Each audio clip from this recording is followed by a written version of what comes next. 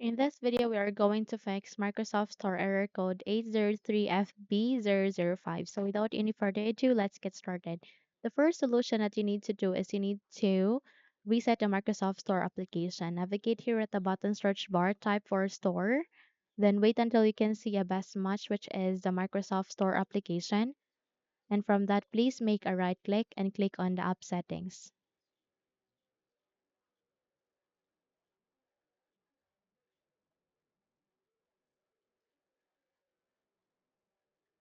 Here at the app settings for Microsoft Store, scroll down, find for reset, click on it, and click for reset again.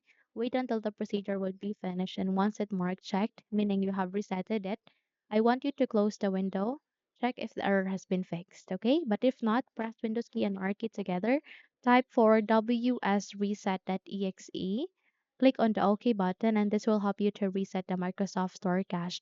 Please wait until this procedure would be finished, and once you have done it, I want you to check if the error has been resolved, okay?